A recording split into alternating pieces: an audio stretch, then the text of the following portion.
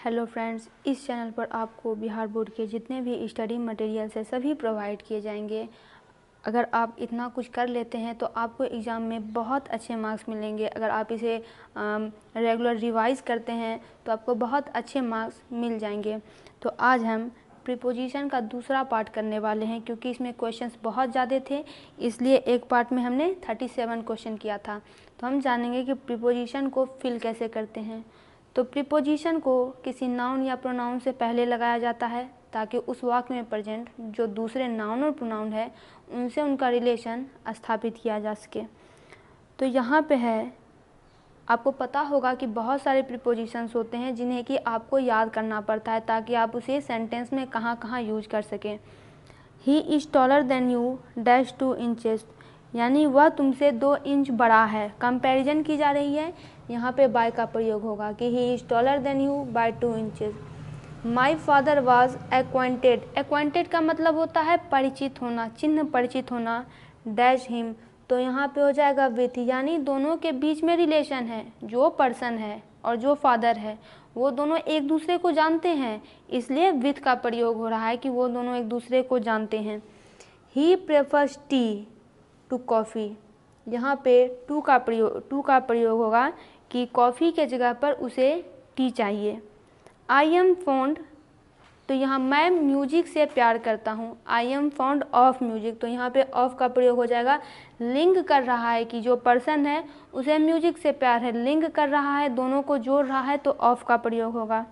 Gandhi ji was born, तो गांधी जी का जन्म 1869 में हुआ था, तो मे का प्रयोग होगा। तो मे का इंग्लिश क्या हो जाता है, in. Aeroplane was flying dash the clouds, यानी कि हवाई जहाज उड़ रहा था बादलों के ऊपर, तो बादलों के ऊपर का इंग्लिश क्या हो जाएगा, अबव, अबव द क्लाउड्स। और अबव में क्या होता है कि जो चीज़ होती है वो ऊपर होती है लेकिन सटी हुई नहीं होती है, यानी जो हवाई जहाज है वो क्लाउड से ऊपर उड़ रहा है लेकिन क्लाउड में सटा हुआ नहीं है, क्लाउड से हट के है, ऊपर है, तो above the cloud. Police inspector inquired, inquired का मतलब होता है इंक्वायरी करना, खोजबीन करना, द केस, तो यहाँ पे इनटू का प्रयोग होगा। अब आप सोच रहे होंगे इनटू कैसे होगा। इनटू का प्रयोग हम तब करते हैं जबकि बाहर से भीतर आने की कोई प्रक्रिया होती है। तो अब तक तो सब कुछ ठीक था, लेकिन अब केस हो गया है, तो जो पुलिस थी, आप एक कंडीशन में लीजिए, पुलिस अब तक बाहर थी, पुलिस के संज्ञान में कुछ नहीं था, लेकिन जैसे ही केस हुआ अब पुलिस उसमें घुस कर उस कंडीशन में क्या हुआ था इंक्वायरी करेगी, तो इनटू द केस, बाहर से भीतर आने की प्रक्रिया हो रही है। ही बिलवेड, ही बिलवेड नहीं होगा, यहाँ पे होगा his beloved prevented him dash going there. Prevented यानी रोकना, उसकी जो बिलवेड थी, उसकी जो पत्नी थी, उसने उसे वहाँ जाने से रोका, तो यहाँ पे फ्रॉम का प्रयोग होगा कि वहाँ जाने से रोका। कहीं जब आप सेपरेशन की बात कर रहे हैं, पार्टिंग की बात कर रहे हैं, तो वहाँ पे हम फ्रॉम का प्रयोग करते हैं। He complain dash his classmate, complain की जा रही है और उसने किसके खिलाफ कंप्लेन कर दिया, तो अपने ही क्लासमेट जो उसके क्लास में साथ पढ़ते हैं। आप अगर सेंटेंस को हिंदी में बनाए तो सुनिए क्या होगा, उसने अपने क्लासमेट के खिलाफ शिकायत कर दी, तो किसके विरुद्ध की, तो इसका इंग्लिश क्या हो जाएगा, अगेंस्ट, अगेंस्ट यहाँ पे हो जाएगा।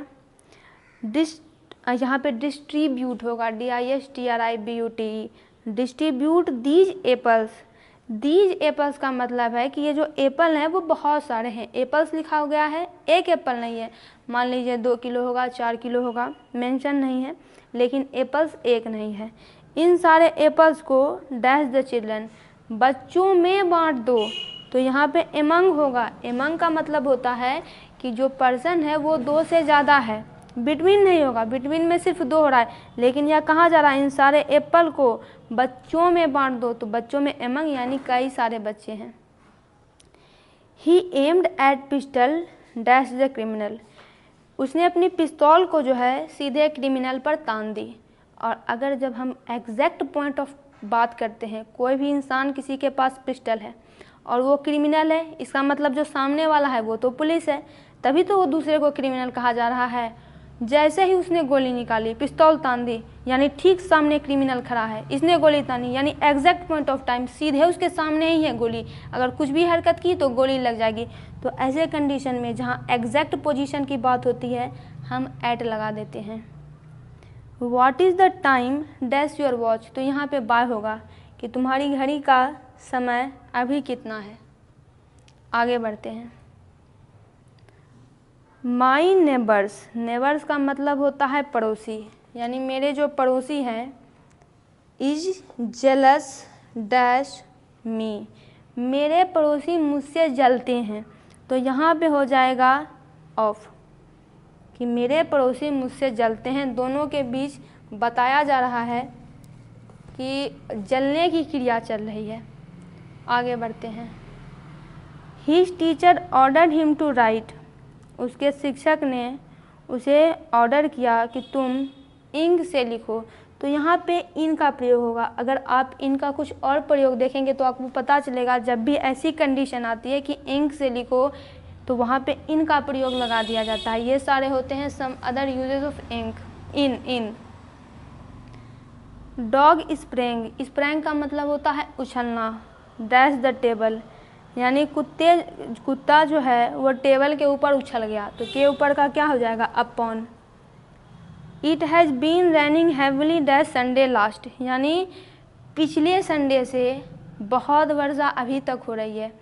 जब कोई घटना पास्ट में शुरू होती है, भूतकाल में शुरू होती है और वो प्रेजेंट तक कंटिन्यू ही है, ऐसे कंडीशन में हम सिंस लगा देते हैं।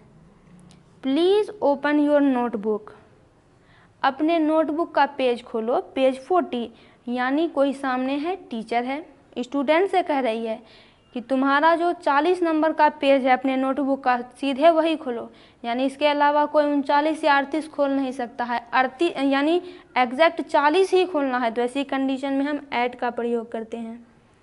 My fingers were injured and so my sister had to write the dash note dash me, यानी मेरी उंगलियां जो है जख्मी हो गई थी और इस कारण से मेरी बहन को मेरे लिए नोट लिखना पड़ा। जब भी मेरे लिए की भावना आ जाती है तो फोर का प्रयोग होता है, यानी मेरे लिए, के लिए।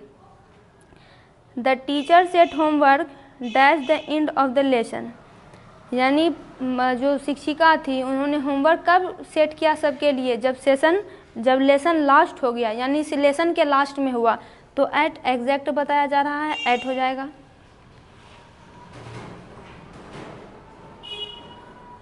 Police man ran dash the thief, police जो है थीफ के पीछे दौड़ा, इसका मतलब क्या है, या फिर थीफ के बाद दौड़ा, यानी चोर आगे आगे है, पुलिस पीछे पीछे है। पहले चोर भागा तब तो पुलिस को पता चला कि ये चोर है, इसीलिए यहाँ पे हो जाएगा आफ्टर, कि वह उसके बाद दौड़ा या फिर वह उसके पीछे दौड़ा। Public opinion was dash the bill, यहाँ पे पब्लिक ओपिनियन यानी जो जनता की विचार होती है, जो लोगों का मत होता है, ये बिल के अक्सर क्या होता है, जो भी बिल आता है वो लोगों के खिलाफ ही होता है, लोग उससे जल्दी सहमत नहीं हो पाते हैं, क्योंकि लोगों की सोच अलग है, सरकार की सोच अलग है, तो विरुद्ध आई है। इस बार जो बिल आई है वो पब्लिक ओपिनियन के बिल्कुल विरुद्ध आई है, अगेंस्ट हो जाएगा। It was kind that you to help me, यानी सामने वाले ने जो है इस व्यक्ति की मदद की है, तो ये कह रहे हैं कि it was kind of you, ये तुम्हारी बहुत बड़ी सहायता हुई मेरे लिए कि तुमने मेरी मदद की। He is not dash home, exact point of time की बात कर रही है, होम है तो एट होम, घर पर वह नहीं है। एग्जामिनेशन बिगिंस ऑन डैश, जब भी कभी आपसे डेट या डे कहीं पे डिस्कस की जा रही हो, डेट डिस्कस की जा रही हो, डेट डिस्कस की जा रही हो, तो ऑन का प्रयोग लगा देना है कि वेडनेसडे को परीक्षा शुरू होने वाली है। मुगल रूल्ड डैश इंडिया, यानी इन इंडिया यहाँ पे नहीं होगा कि मुगल ने भारत में राज किया, नहीं, मुगल ने भारत पर राज किया, over. He is a candidate dash the primary teacher, he is a candidate dash the primary teacher, यानी वह प्राइमरी टीचर के लिए कैंडिडेट है, तो 4 हो जाएगा यहाँ पे। He has confidence dash is success, यानी उसे अपने सक्सेस में, उसे अपनी सफलता में पूरा भरोसा है, सक्सेस में, सफलता में भरोसा है, इनका प्रयोग हो जाएगा। He is best dash ruining in himself, he is bent dash, यहाँ पे ruining नहीं होना चाहिए क्योंकि ruining का मतलब होता है बर्बाद करना और बेंट का मतलब होता है झुकना। तो यहाँ पे होना चाहिए he is bent dash running himself, यानी कि जब वो रन करता है, जब वो दौड़ता है तो वो झुक जाता है। तो यहाँ पे ऑन का प्रयोग हो जाएगा।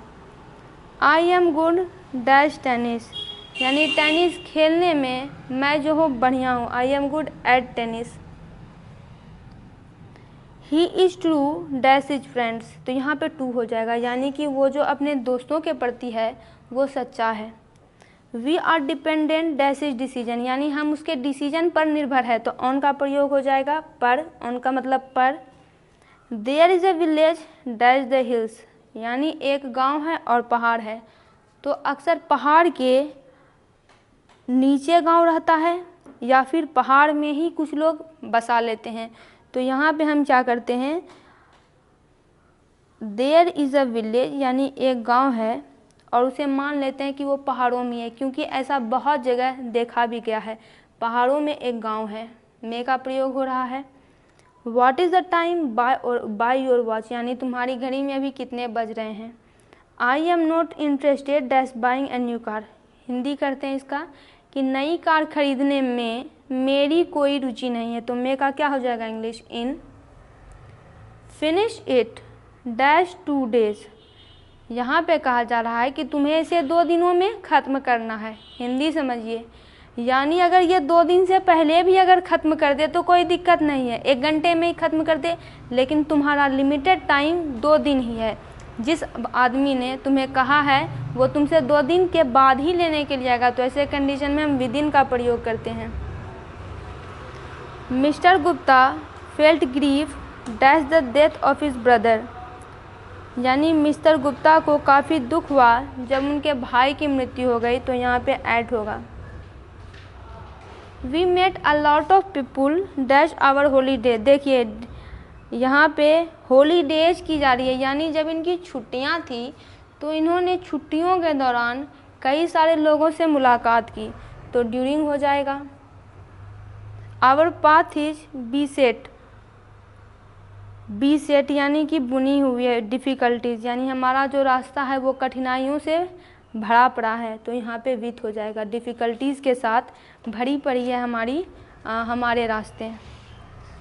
आगे बढ़ते हैं। अब ये कुछ लास्ट ही क्वेश्चन बचे हैं।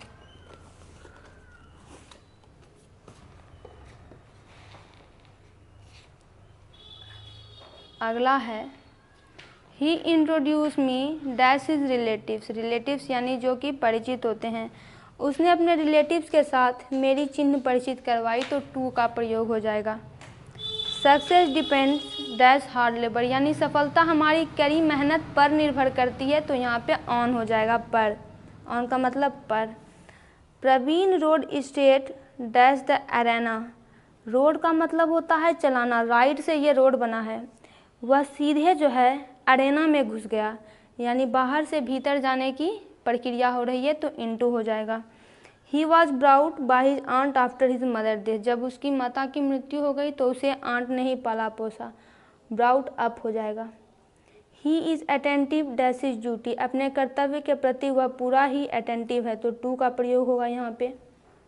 स्मॉल पॉक्स हैज़ बीन इरिडिकेटेड, यानी यहाँ पे देखिए भारत से स्मॉल पॉक्स को पूरी तरह से हटा दिया गया है, भारत से। तो फ्रॉम इंडिया।